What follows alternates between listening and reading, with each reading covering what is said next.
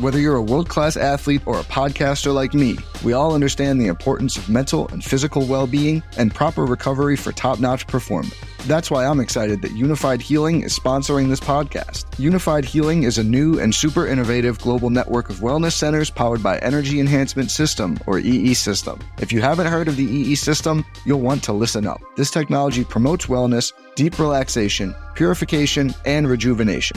In hundreds of locations across the globe, access to a center is easy and affordable. Interested in experiencing the EE System technology for yourself? Go to unifiedhealing.com/bluewire to learn more and find a center near you.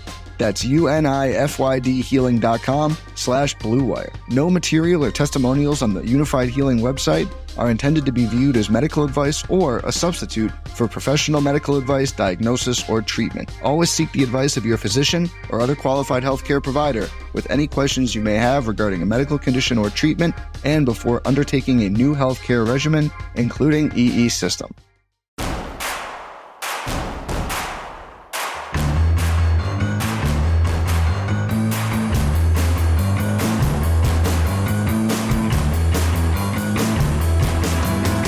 From your favorite source for Chicago White Sox talk, delivering news, interviews, analysis, and more. This is the Sox Machine podcast with your hosts, Jim Margulis, James Fegan, and Josh Nelson. Thanks, Rob, and welcome to a new episode of the Sox Machine podcast. I'm your host, Josh Nelson, and it's Wednesday night, June 5th, 2024, as the first leg of the Crosstown Classic is complete. Despite leading 5-0 in Game 1 and leading 5-1 in Game 2, the Chicago White Sox lost both games to the Chicago Cubs. The current losing streak is now 13 games in a row, which ties a franchise record set back in August of 1924, so almost 100 years ago. The White Sox have had multiple run leads in 5 straight games and lost each one. For the 2024 season, the Chicago White Sox now have blown 22 games. They have 22 blown lead losses. So when you look at the White Sox record of 15-47, theoretically, it should be better than this.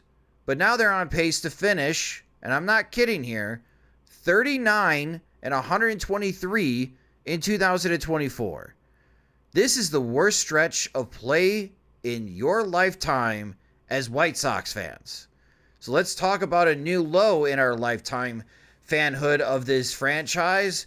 James Fegan is at Wrigley Field wrapping up. So in this episode, joining me is the managing editor of SoxMachine.com. It's Jim Margulis. And Jim, I really do need that soundbite from Hawk Harrelson. History! A new historical moment for us covering the Chicago White Sox. This is now officially the worst stretch of White Sox baseball that our entire fan base and audience at Sox Machine and for all White Sox fans have ever experienced. Yeah, and another Hawk soundbite, you can tie it, but you can't beat it in terms of unwatchability. They've tied the franchise record with 13 consecutive losses. It's always fun, I guess, when it can unite all elements or all demographics of the fan base. Like normally you'd have guys in their 20s or saying like, well, this is terrible. And then you'll have fans from the, who are in their 50s say, well, you have to remember in the late 60s, they almost moved the team. That's when it was bad.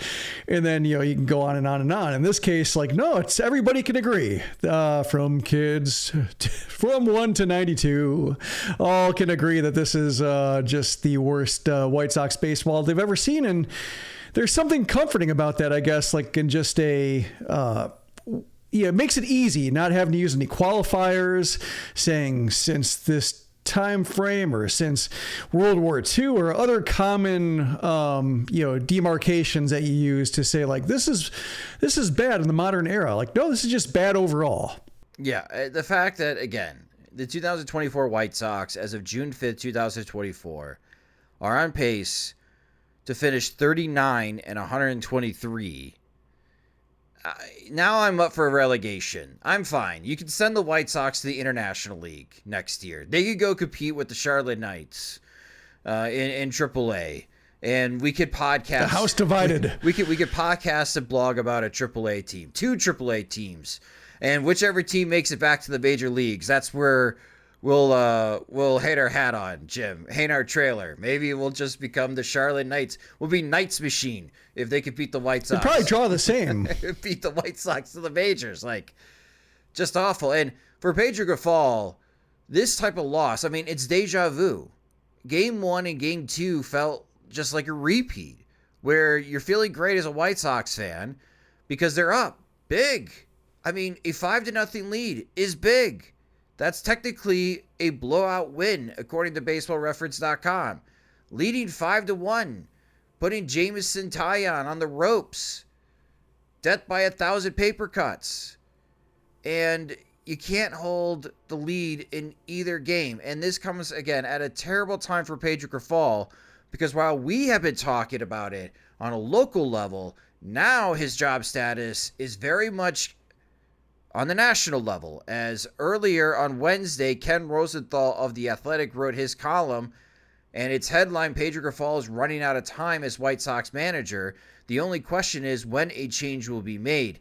And this article by Rosenthal, honestly, is not that different from what Jim and James write about on SoxMachine.com, especially thanks to James's access into the clubhouse. We were able to get those direct sound bites from White Sox players who were objecting to what Grifol was saying, especially with him playing flat against Baltimore.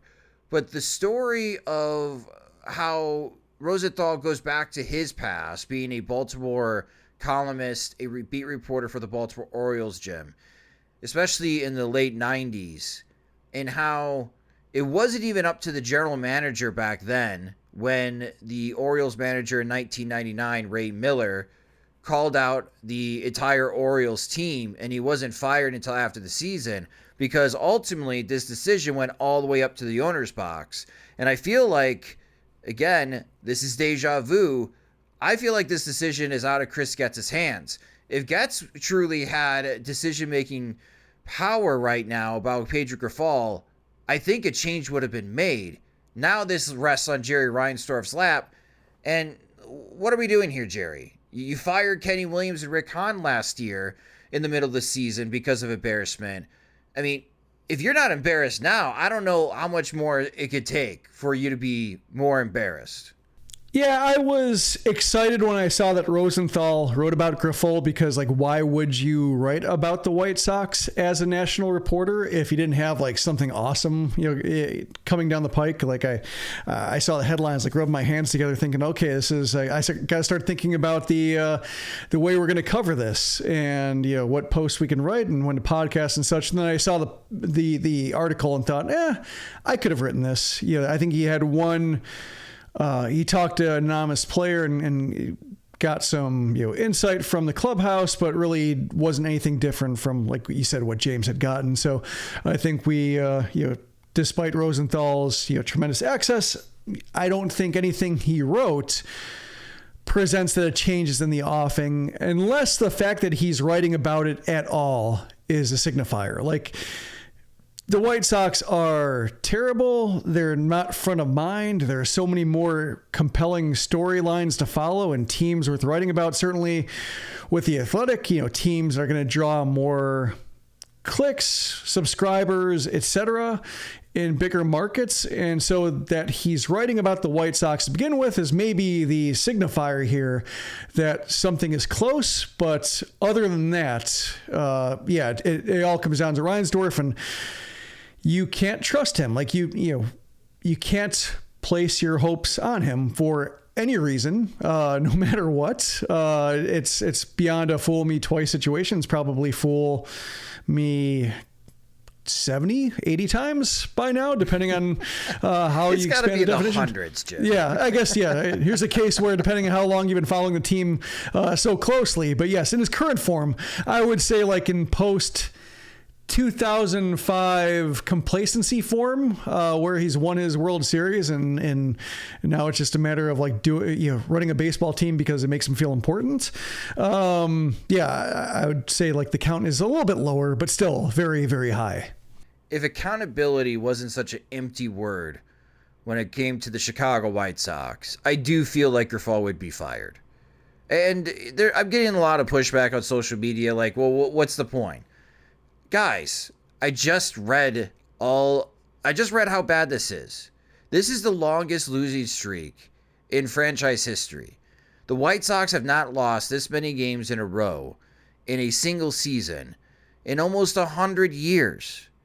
If your franchise cared about accountability, you would be fired for this awful stretch of baseball from the Chicago White Sox, especially when you called the team flat publicly and you haven't won a game since, and you have blown 5 straight games with a multiple run lead. Clearly, Pedro's not the guy. He hasn't been the guy. But like to your point, Jim, you can't put your hopes on Jerry Reinsdorf's shoulders and hoping that Jerry will make the right decision here, because accountability is such an empty word when it comes to the Chicago White Sox. Yeah, I've made the point before that it feels like Groundhog Day in the sense that, in this case, like it's a little bit not like Groundhog Day because the White Sox keep finding new creative ways to lose. But it is a matter of it feels the same in terms of Grifol being very bland about it. I guess he did try the one departure from his standard mode of operation by calling the team flat with the F word preceding it and drawing some reactions from the clubhouse. But on the other hand, he picked like the worst possible time to do it. I was listening to Effectively Wild, and they had a little brief segment in a side about how teams were using Patrick Corbin starts for team meetings when playing the Nationals. Like managers saw like, hey, this is a case where we got Patrick Corbin coming up. Let's have a team meeting right beforehand. So it looks like everybody's responded well to it. And everybody feels great about the direction the team's going, and it looks wonderful. Whereas, like, Grifol picks in the middle of this very tough schedule, even though you're going from Kyle Bradish to like a lesser pitcher, there's still, the competition's still tough in this stretch. Like even the Cubs are the worst team the White Sox have faced so far. Maybe the Blue Jays are kind of playing that way, but either way, like they're an okay team. They're a credible team, even if they are seemingly incomplete. And the White Sox, as long as they're suiting up, they are the worst team in any park they play in. So it's always going to be an uphill battle when you play that card. And he played it once, and then otherwise it's just a matter of like he still is the same monotone, humorless recapping of the action and saying that they'll address it and the team's going to do better. And just it's all counting down the days basically. And I've said earlier this season that this is a terrible season for the White Sox to have a manager with no sense of humor. And I really believe that, not just because I like the content, because, as we saw with Tommy Pham, like good quotes, it provides a shakeup of the way you approach the day. And it's always nice to hear somebody just break through the, just the grayscale with that kind of, combination of words. But in Grifol's case, just, you need a John McKay type who just, can rip on his team, can rip on his own performance, just so everybody's saying the same thing. And as long as Grifol's there, there's always this facade that things are going to turn around. They're better than they are. And I think the biggest value in firing him is Chris Getz saying, we're seeing what you're seeing. It's not going to get better anytime soon, but it's an acknowledgement that they're not just sitting there on their hands. They can only do so much. Like they can fire Grifol, then resume sitting on their hands. But at least it's something. They can point to it and say, it's going to be a long season, especially should they trade the most productive players they have. But at least there's an acknowledgement that one, the status quo is unacceptable, and one of the biggest impediments to improving the just feel of the season is taken care of. So Pedro Grifol was asked before Wednesday's game about his job status, and again, thanks to our beat reporter James Fegan, he was able to get those quotes, and he posted those quotes on SoxMachine.com if you haven't gotten a chance to read them. we'll be hearing them now in this podcast episode. I mean, this is part of the job, right? And I go ahead and ask your questions. I'm not going to address this every single day. Yeah, by you able to shrug it off. Yeah. I'm fine with addressing all these questions, but I'm not going to sit here and address it every day. But I don't focus on that stuff. It's part of the job. You know, we're not winning.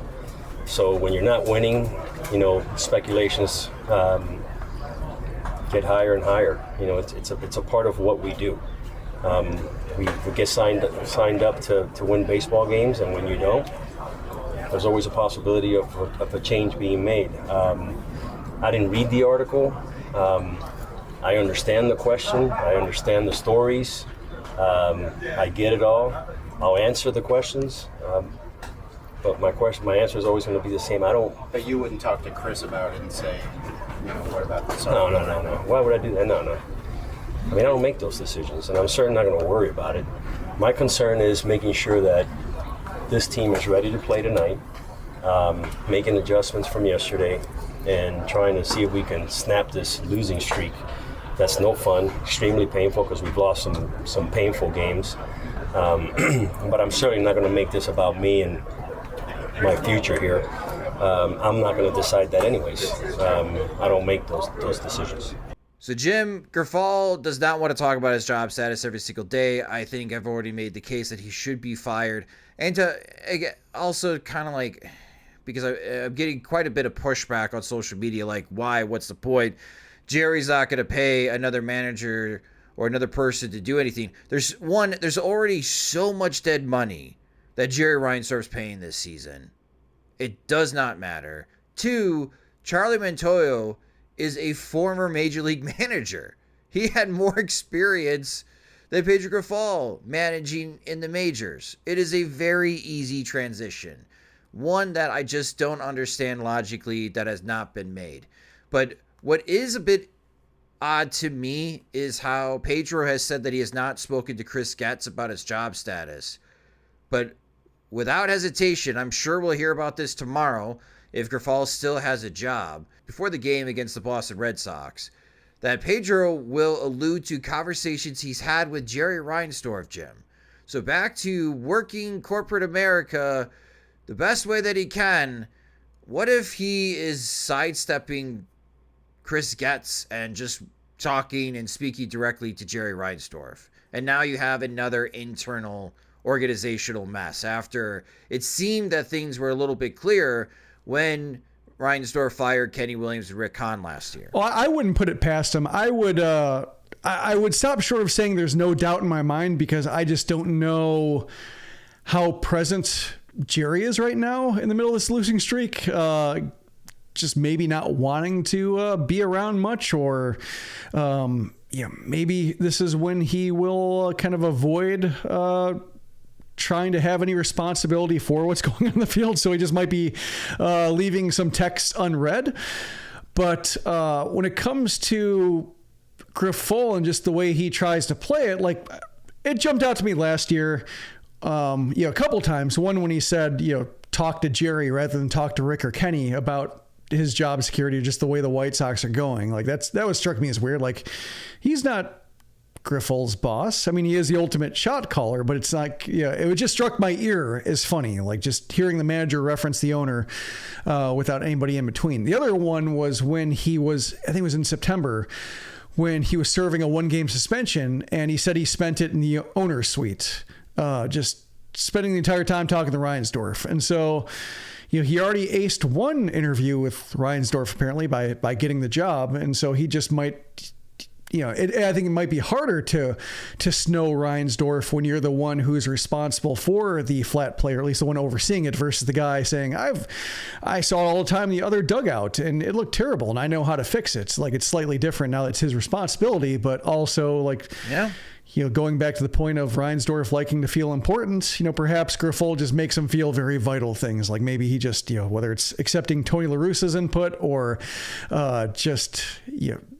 smiling and nodding when Reinsdorf has ideas of his own, maybe he's just great at playing that game. But I don't believe that Getz is fully empowered. I would like to think that Getz and Reinsdorf have had conversations about, I don't want to pay a manager.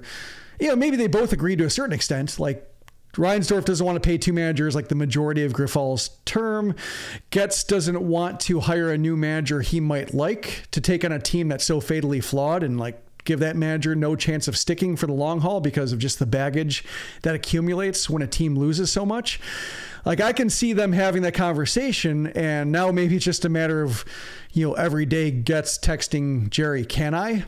and waiting for the response saying yes. And, maybe it seems more and more real every day, but yeah, you can never rule out meddling. Because the White Sox love themselves a tangled chain of command. I just think this one was one where maybe everybody was on the same page of saying, yeah, sticking with Grifol is not ideal, but also we're just going to ruin the next manager we hire as well. Let's try to contain the toxicity. And now it's just seeping through. It's almost like Chernobyl grade when it comes to the kind of meltdown that's going on, and just some things need to be saved. Back to Rosenthal's column. Rosenthal did point that out back to the Orioles' 1999 season, that Miller was able to last the entire season despite twice then Orioles general manager Frank Wren asking Peter Angelos to fire him. So Angelos did not accept or grant the ask of the general manager to fire the manager. Instead, Miller lasted the entire 1999 season.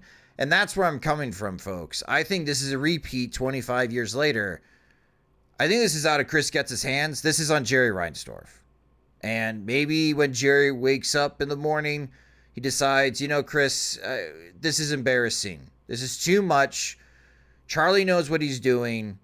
Have Charlie manage. Because the difference between Pedro and Charlie managing is that Pedro is managing for his job. He's trying to win every single game.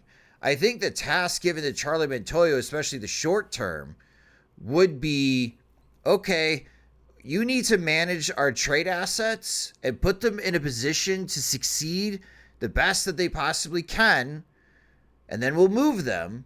And wasn't Montoyo there when all the current Blue Jays core, when they were called up? So he has experience managing younger players that are getting their first cup of coffee. So I don't think it would be the worst thing in the world to have like the Colson Montgomery or Brian Ramos gets a second chance to come up, or you have Drew Thorpe, some of the younger White Sox prospects that they finally make their major league debuts in 2024. I don't think it's in the world if Charlie Montoyo is there for their debut. Now, I'm sure you want somebody better long-term that fits more with the alignment and thinking of Chris Getz, Jim. But that's how I see things would be different under Charlie Montoyo. There would be specific tasks that really don't amount anything to the standings other than just trying to get through this season and the White Sox, try to help the White Sox and Chris Getz get the most out of upcoming trades and make the transition from AAA or AA ball to the majors a lot easier. Because Pedro Grifol sucks at that too. I mean, he hasn't been great using the new players that he's been getting, or the younger players as well, and he hasn't managed. Everything he's done has been awful. So again, logically, I don't understand why we're still talking about Pedro Grifol after 13 straight losses and in the manner that the White Sox have lost their last 5 games. Well, what do you mean? I mean, when it comes to sharing Chris Getz's vision, I mean, Pedro Grifol said that he and Chris Getz were in perfect alignment. Oh, sure. That he wanted the same team Getz did. He wanted a team fielding full of Chris Getz's on the field because he played the game the way it should be played. So, yeah, speaking of brown-nosed, but yeah, I think Montoyo, just his rap in Toronto was that he was a good cop in need of a bad cop and an agreeable personality, but and this happens often. We saw it with the White Sox and Rick Renteria, with Dallas Keuchel saying we need more of an enforcer, and just thinking AJ Hinch's going to get that job, and Tony got it instead. But just Renteria was too nice, and they needed somebody to enforce standards better, and that's always the case. Like, you can never say. You can believe players when they say it to a certain extent because, it doesn't make so much sense not to say it, but also there are only so many things a player can say about a manager. Like it usually falls into like 3 buckets. And in this case, it would be he was too soft on us. We needed somebody who could get us to the next level.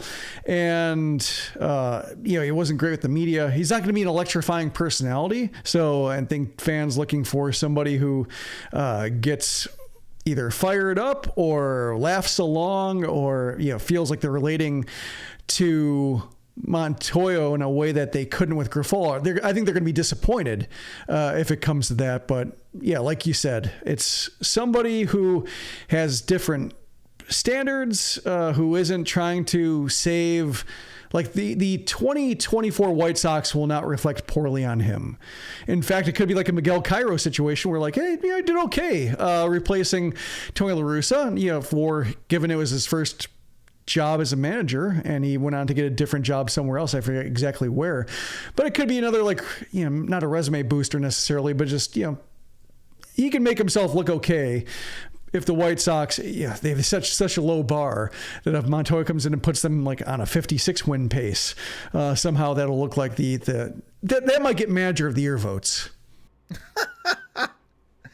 Yeah, if he, I'm sorry for laughing, Jim. There's just no way in hell they get back to that pace. Maybe. Who knows? Well, I mean, like a 56 win pace while he's managed, not overall, but just like this team back to a 56 win pace. I don't know if they're going to win 40. What's the worst record of all time? Depends on whether you count like the Cleveland Spiders. I believe they were 20 and 132. I mean, we might have to, with the way the last couple of weeks have gone, but other than them, it's the Mets, right? 20 and 134. They were 20 and 134 in 1899. Okay. Well, as soon as the White Sox get over 21 wins, we can put the Spiders and that fear away. So then after them, it's the 60s Mets. Yeah, it would be the Mets in terms like the modern day record. Their inaugural season, 40 and 120. They're on pace. And I believe the Tigers were 43 and 119. I think that's 3 wins more because they played 2 more games, but yeah. The White Sox are on pace to have the worst season in Major League Baseball since the Cleveland Spiders. I mean, that is a very heavy statement. And again, if accountability meant anything to the Chicago White Sox, maybe Jim and James are writing about a managerial change Thursday morning. But as we record this podcast, Pedro Grifol is still the manager of the Chicago White Sox. We'll just touch on the Cubs series real quick here. The White Sox, the good news is the offense hit. The White Sox scored runs in this series. Back-to-back games, they scored 6 runs. Luis Robert Jr. is back in the lineup. He did not have a very good game 2, but he did have a big home run in his return to the lineup in game 1. Andrew Vaughn had a very good series. Corey Lee drove in 3 RBIs. Paul DeJong hit his 10th home run of the season. That did tie the game in game 2 after the White Sox had blown the lead. Lenyn Sosa had a very good series. He had 4 hits and a walk, so he got on base 5 times. We saw Duke Ellis. He didn't hit.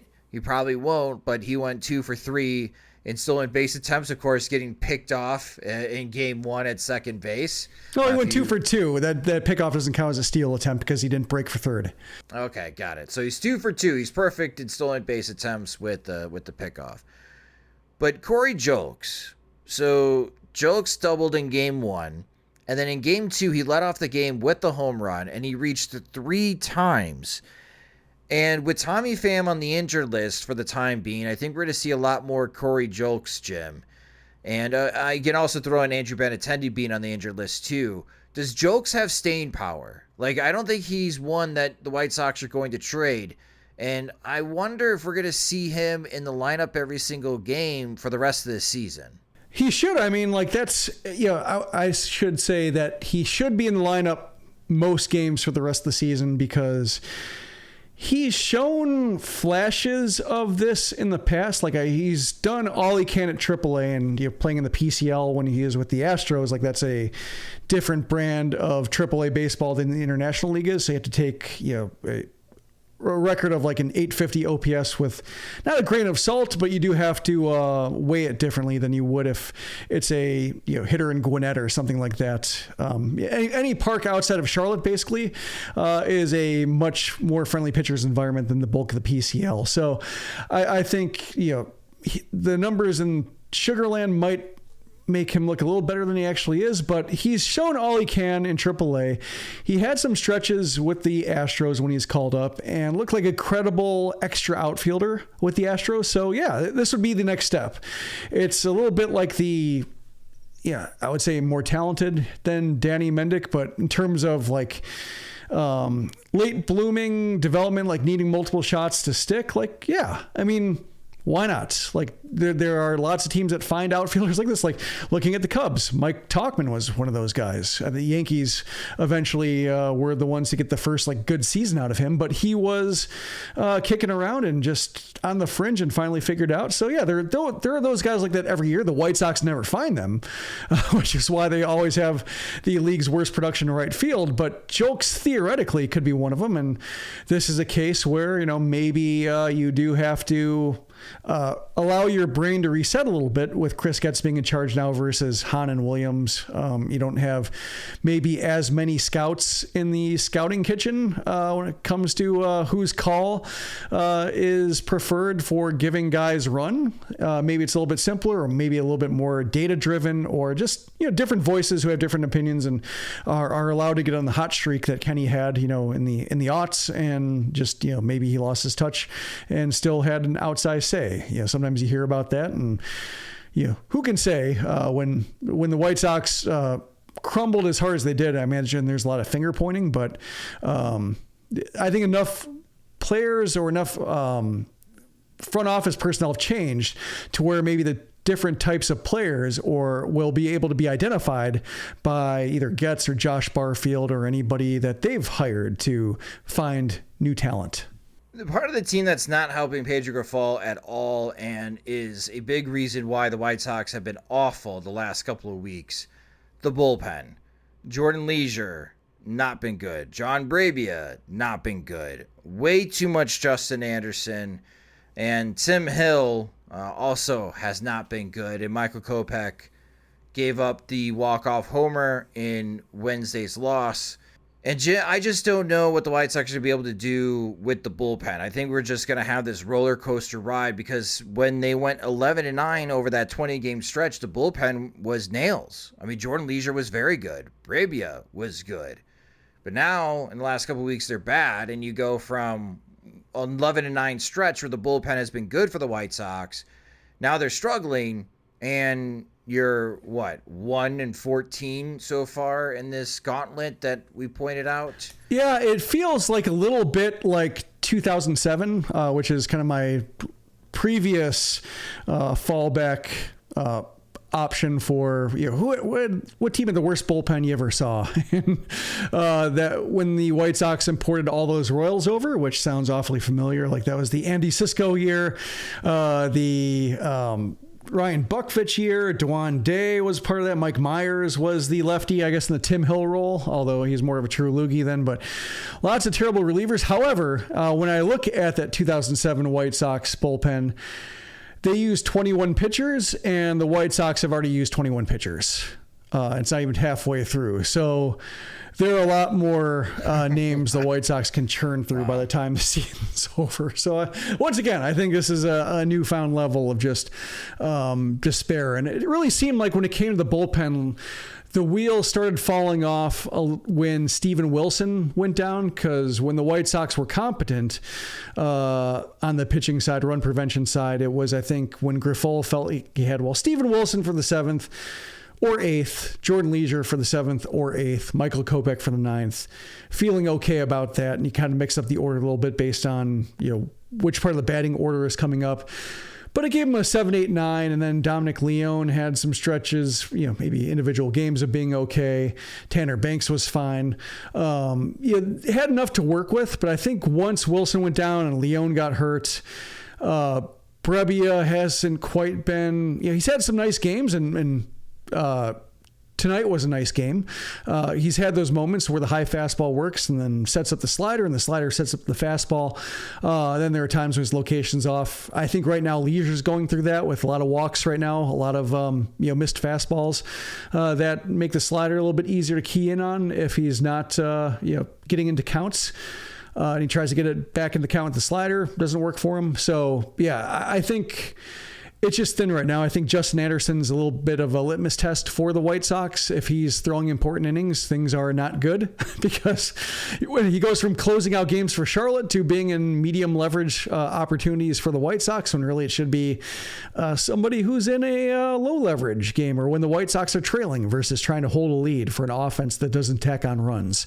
That's who I look for the order of the bullpen. So perhaps Steven Wilson comes back and stabilizes things a little bit, but if he's not available and you're counting on, I feel okay about Brebbia more so than the other guys, but yeah, if you're counting on Leone to get right, or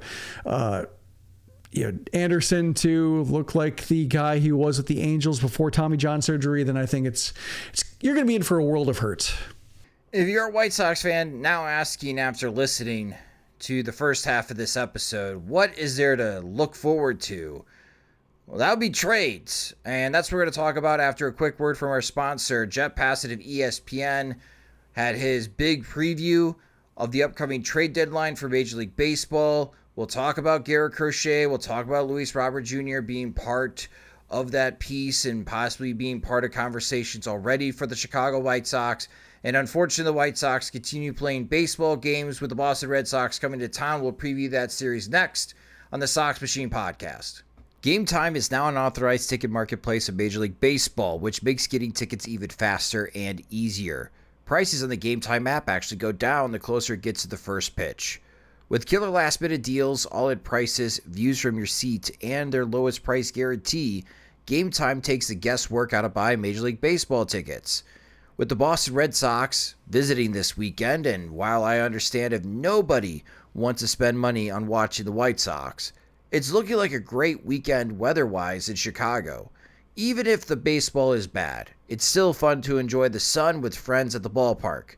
Use Game Time to snag the best deal at the very last minute. Again, take the guesswork out of buying tickets with Game Time. Download the Game Time app, create an account, and use our promo code Sox Machine for $20 off your first purchase. Terms apply. Again, create an account and use our promo code Sox Machine for $20 off. Game Time. Last minute tickets, lowest price, guaranteed. Welcome back to the Sox Machine podcast. All right. So, after advocating for Pedro Grifol getting fired and briefly talking about what happened at Wrigley Field, even though it is depressing, and it shouldn't be all that depressing because the White Sox are depressing themselves, so not unexpected the White Sox got swept again, and this is the longest losing streak in 99 plus years. Something to look forward to is the trade deadline. Again, it's going to be July 30th this year, and it's just a couple months away, and moves could be made sooner than later for the Chicago White Sox. ESPN's Jeff Passan had a really good primer of what to expect with the trade deadline this year as far as the trade season being opened. We know the usual suspects: Tommy Pham, Eric Fetty, maybe Tim Hill, maybe John Brebbia, maybe Michael Kopech. Paul DeYoung has been hitting well enough that maybe he would be considered getting dealt for a team looking to have more middle infield depth. The White Sox are not going to get a lot back, maybe with the exception of Eric Fetty, because he is on the cheap and he has been pitching well, and he pitched well again on Wednesday against the Cubs. But nothing too significant that's going to alter the franchise's outlook in the upcoming years. But there are two players in particular that Jeff Passan wrote about and mentions that could, and that is Luis Robert Jr. and Garrett Crochet. And Jim, I'd like to start with the idea of the White Sox trading Garrett Crochet. We're going to talk about him in a moment because his next start is his upcoming Friday against the Boston Red Sox. And we've entertained this idea, and I think in the past couple of weeks, we've all agreed, James as well, that it's kind of hard to know what a team would be acquiring Crochet for, as he's already set a career high in innings pitched this season.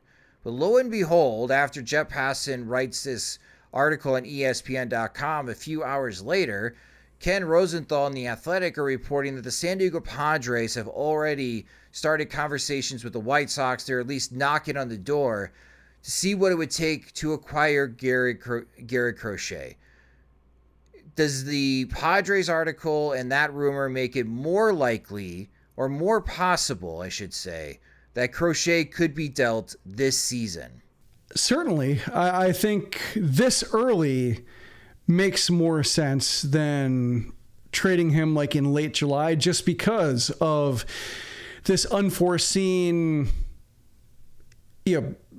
he's never pitched this many innings before already. So when you get deeper into a season, 4, 5, 6 months into the season, well past any kind of charted territory of how well he handles the workload, it makes more sense if you're going to trade him this year to trade him earlier, just because you give the team that's acquiring him more say in how he builds that workload. If they want to give him a week off in August, or if they want to give him a breather around the All-Star break, like perhaps give him, put him on the injured list just to, maximize the amount of time he can miss without interrupting the number of starts missed, perhaps something they can do. But that makes more sense to me than like the White Sox using him every 5th, 6th day, letting him, build these good numbers and be exciting to watch. And then you get to August and he's already at 100 plus innings, and you're thinking about Carlos Rodon in 2021, how much can this guy give based on how much time he's missed? And that's, I think, what teams, might avoid. So I think while most pitchers like Eric Fetty, I think would be the opposite case, where you want to see how he adapts to a league that's getting more and more accustomed to him. And also teams want to know what kind of pitchers they need to get into October, or maybe do they need somebody like Fetty who can get them to October? Or do they need a pitcher who can pitch in October? Like they'd feel comfortable giving him a game 1 or game 2 start, whereas Fetty might be game 3. That's, I think, the calculus there, whereas Crochet is, one, they can choose how to get him across to September, and also they have control over him for next year to also have a better idea of what spot in the rotation he's filling for next year's team when the starting pitching market might not help them out in the same way. Yeah, San Diego makes a lot of sense only because they love these type of risky bets. Yeah. And we talked about it in our watch party on Tuesday. Like, AJ Preller has no fear of these types of trades. He's you up, basically. Anytime a deal can be made, he's texting. I get it, though, from a Padres point of view. It's going to be a long and arduous race in the National League to win one of those wild card spots.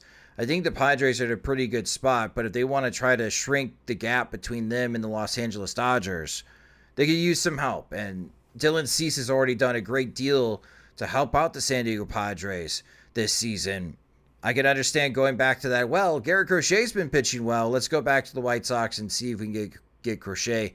The Padres do have 4 top 100 prospects according to MLB.com. So maybe the White Sox can grab some more top 100 prospects to have into their farm system.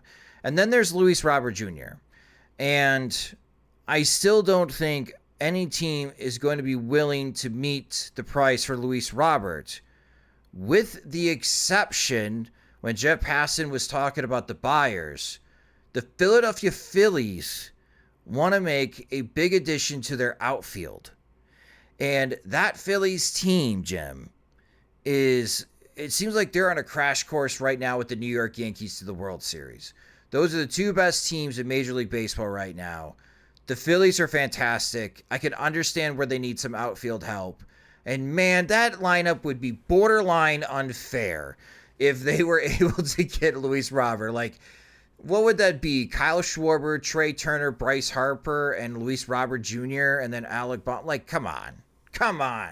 That would be, and JT Realmuto, can't forget about him. Like, just a crazy good lineup the Phillies would have. And that's Dombrowski, right? Mm-hmm. That's a type of move Dave Dombrowski has made his entire career as general manager, taking multiple teams to the World Series. So I never gave much credence to the idea of Luis Robert getting traded, with the exception maybe Dombrowski can make it happen from a Phillies point of view. And that would be like the only team. So, Jim, what do you think about the odds of Luis Robert getting traded before July's deadline? The thing that makes it tough is, will it feel like fair value because of all the time he's missed? Like, especially, the 2 games he's played so far. Good game, bad game. Maybe there's a lot of that over the course of the coming weeks of just him struggling to get into a rhythm and, come back from this injury. And not to bum everybody out a little bit, but it almost reminds me a little bit of trading him at this point, like the idea of trading Nick Madrigal when they did. It was a shocker because he was playing well, and then he gets hurt, and then he gets traded for Craig Kimbrell. And at the time he was traded, he was hurt. And so he doesn't hurt you for that season, but he'd been playing pretty well beforehand, probably maximizing his major league skill set to where you could feel the sting over the coming years, like realizing, they reopened a hole at second base potentially. The argument for trading Madrigal at the time was, if you just keep eroding at his physical tools, what kind of margin of error does he have to be an above average player? If he's not the fastest, definitely not the strongest, physically limited by his frame, he needs every bit of speed and torque just to be able to, wring every bit of talent out of his skill set. And then just, 2 big injuries years in a row. How do you count on him aging? And sure enough, the decision to trade him has been validated, not so much the idea of acquiring Kimbrell and then, picking up his option. But, with Robert, I think any deal that struck is going to feel underwhelming because of the talent he's shown at the top of his game. I think the only way it feels fine is say if they acquire Justin Crawford or Painter or Abel or something like that in that kind of package, and you think, that feels light, but then he keeps getting hurt. And you feel like you're selling him at 70 cents on the dollar, but then he keeps depreciating in value because of all the injuries. That's the one way trading him now makes sense. If the White Sox, looking at the medicals, looking at their inability to keep guys on the field who have been getting hurt with similar injuries, just say, we may as well sell now, even if it doesn't feel great, because we need all the talent possible to get right. And Robert is going to be helping us towards that end. That feels dark. It feels like I don't want to liken him to Madrigal. That's ridiculous on its face, except for one specific reason. But I don't know how it feels like a great, Chris Sale trade. When the White Sox dealt Chris Sale, he was at the height of his powers. The return was fair. The top prospect in baseball, another very good prospect, Michael Kopech. I get that deal. Same thing with trading even more so, trading Jose Quintana for Eloy Jimenez and Dylan Cease. That made sense. Trading Robert right now, and he keeps getting hurt and is kind of up and down. It's impossible I would say impossible, feels implausible that any trade involving him right now or in the coming weeks would feel that good. And it would really be more about a bet of his future versus, what he could be when he's right. Yeah, I think you nailed it, Jim, because from a White Sox perspective, if they traded Luis Robert in either this month or in July, I think that also signals to the White Sox fan base, we're not going to be good for the next 3 years. This is going to take a lot longer. We know what Jerry said last August, but after those conversations and from Chris Getz's point of view, if I was Getz speaking to the media after trading Luis Robert, but in October, I said that we need to take a deep dive. I told you guys at the GM meetings, I don't like our team. Clearly, there's nothing to like with this team right now. And even though things are promising in Birmingham, this is the most we're going to get for Luis Robert right now. And because to your point, I don't know if he's going to stay healthy. Health has not been, and injury luck has not been on Luis Robert's side. So if you have a team that thinks they could win the World Series, but they need some help in the outfield, like the Philadelphia Phillies, and Jeff Passan mentioned Randy Arozarena, maybe even Kyle Tucker, if the Houston Astros don't get themselves back into the postseason race, or at least in the race of the American League West. And you mentioned the Chris Sale trade. That was Dombrowski. Like, this is what Dombrowski does. So I don't think Dombrowski's going to be the guy looking for Tommy Pham. If he's texting Chris Getz, I think he's asking for Luis Robert. And before Passan's column this week, I would think there's no way that any team would meet the asking price for Luis Robert. And that's my bad, Jim, because I forgot about Dave Dombrowski. So now, if these articles are true, and these rumors carry a lot more water than what we know right now, based on conversations that we're not privy to, and you got AJ Preller and you got Dave Dombrowski already reaching out to Chris Getz, this might be more likely than I ever imagined it could be. Well, also, Robert makes a lot of sense for the Phillies because the Phillies are good.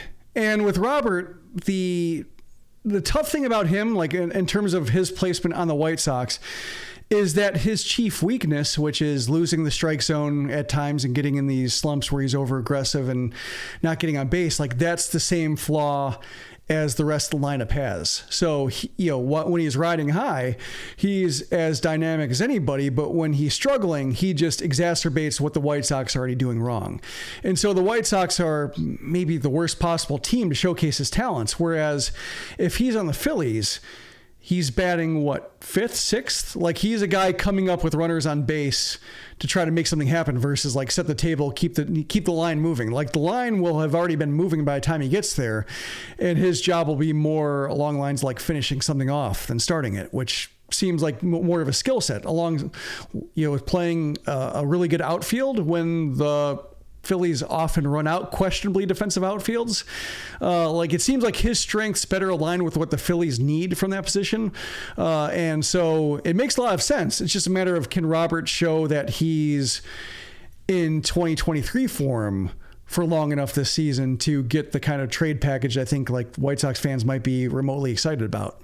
If Trey Turner, I think right now he's currently on the injured list, but that up the middle defense, Real Muto, Turner, Robert, good Lord. Just from a defensive perspective, that's amazing. And yeah, and he can cut off Nick Castellanos and rights, all the catches. time. Castellanos won't even bother moving. Castellanos will stand on the foul line. You got everything in the gap, Luis. You got this. So the more I think about it, like Robert to the Phillies, I could see that happening. Will it come to fruition? Who knows? But this is what we'll be talking about in the upcoming weeks for the Chicago White Sox. The trade deadline and the upcoming Major League Baseball draft. Those are the next two big opportunities for Chris Getz to try to build whatever the future holds for the Chicago White Sox. Try to reorganize a new core of players to at least be respectable. I don't even know if I want to say winning team. Let's just aim for being respectable and actually be worthy of being in the major leagues, because that's not where the White Sox are right now. And as I mentioned before the outro to the break with the word from the sponsors, the Chicago White Sox unfortunately keep playing games this season.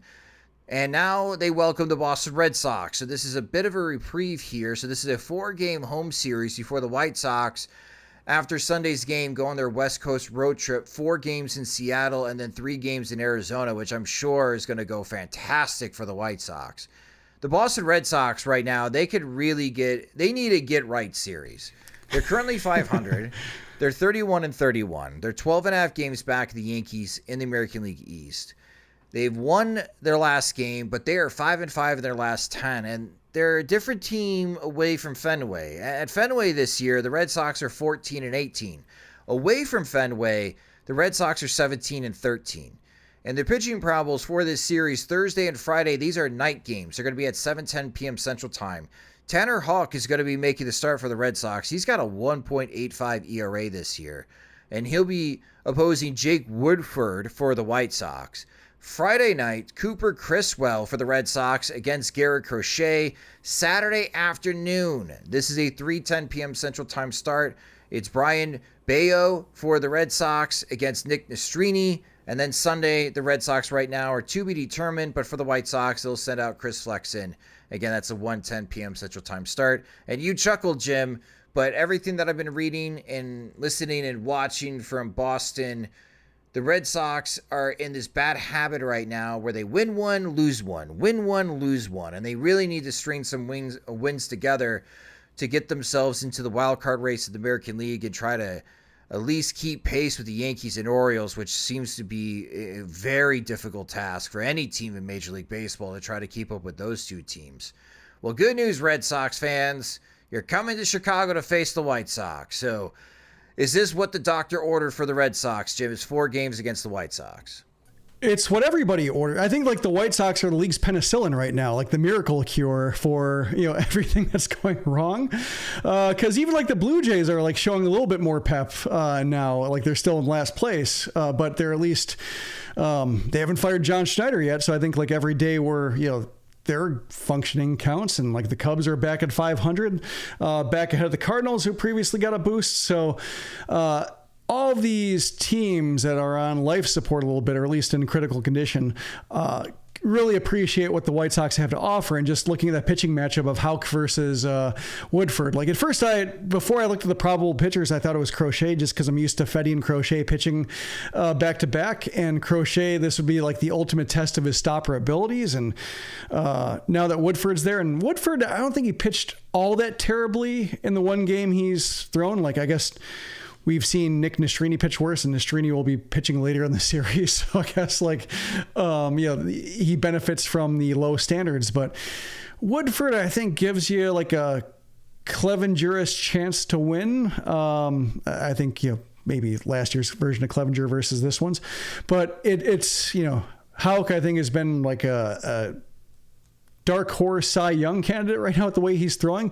He's had, back when Chris Sale was in the Boston rotation, there was talk that Houck, with the way he throws, could be kind of like the right-handed Chris Sale. And all of a sudden they're throwing from each side, and he never could quite figure out lefties as well as Sale's change-up neutralized righties. But now it seems like he's coming along, and as a Mizzou alum, I like seeing that. I like seeing boost the baseball program. So, keep it up. But like it's all, set up beautifully for the White Sox to lose 14 in a row. And you have to root for it at this point. You may as well see it all the way through. But like how long can it go? How far like if can Crochet this go? were, well, I mean, like if Crochet were starting, I would say like, I don't want Crochet to be tainted by everything the White Sox are doing poorly. Like, I enjoy seeing Crochet pitch well. I love reading what James writes about his conversations with Crochet. Like, that's the biggest reason I don't want to see Crochet dealt, is because James's posts about him are awesome. And if you don't support us on Patreon, it's one of the leading reasons to do so. It's just the conversations that James has with pitchers, particularly Crochet. Like, he really seems to enjoy every bit of the growth that he's made this year, with just how he's tweaked his arsenal and how he's gone about using it and sequencing. Like, he really seems delighted by the abilities he's shown, and I love that the way he shares it. So I recommend reading those posts if you haven't, and they're exclusive to Patreon supporters, so please do so. But I wouldn't want to see like Crochet get shelled and then all of a sudden talk about trade value and like, is he running out of juice? And the one reason you tune into White Sox games all of a sudden by the board. So that's why like Woodford, kind of the perfect guy to absorb this loss, and then whatever happens afterwards happens. Well, with Crochet's luck, he'll pitch 7 scoreless innings, and the White Sox will still blow the game with the way that things are going. Yeah, I mean, there's that, but I just don't want to see Crochet be the one who, this is, you look to him for the stopper, and all of a sudden he's as big a problem as anybody. Like, that's that's no fun. Whereas Woodford, not nearly as emotions invested in how Jake Woodford, how he fares in a given game. I think that's fair to say. So John Greenberg of The Athletic, and you responded to him on Twitter, but John Greenberg tweeted Wednesday night, the White Sox are 12-20 when Tommy Pham starts and is in the lineup. They are 3-27 without Tommy Pham?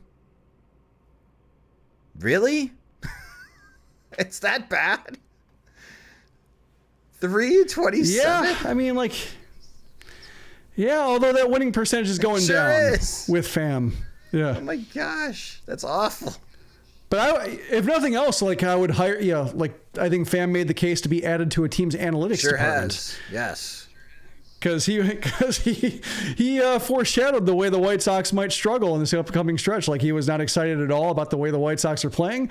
Didn't like the way he and his teammates were giving away at bats early in the count. And yeah, so I mean, even if he's not necessarily going to provide a Luis Robert like impact to your outfield, like perhaps he's somebody who can be that liaison between the analytics department and the rest of your lineup by being able to correctly interpret strength of opponents and your tendencies against them.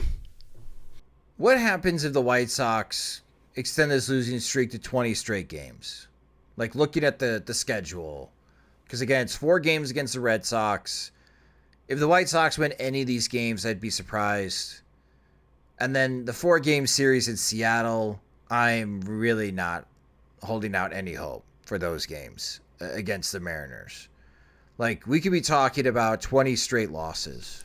What was your record you predicted for the this part of the schedule? So before the season started, and again, they pushed the Braves game to that open date because it got rained out in April. 8-30 was my prediction before the season started. And that would be the worst record in a 38-game stretch for the Chicago White Sox in franchise history. And they are 1-16? I think so.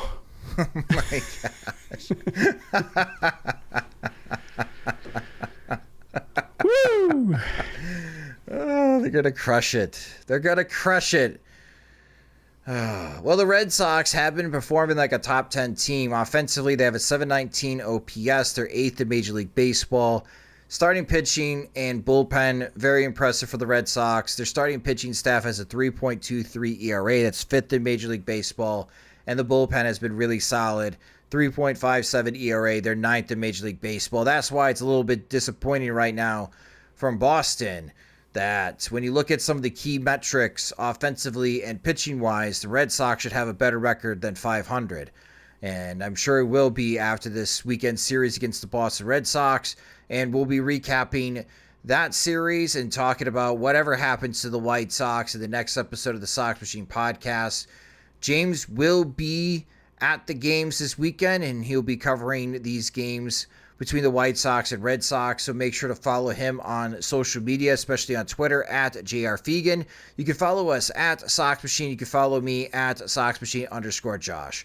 But that will do it for this episode of the Sox Machine podcast. Thank you guys so much for listening.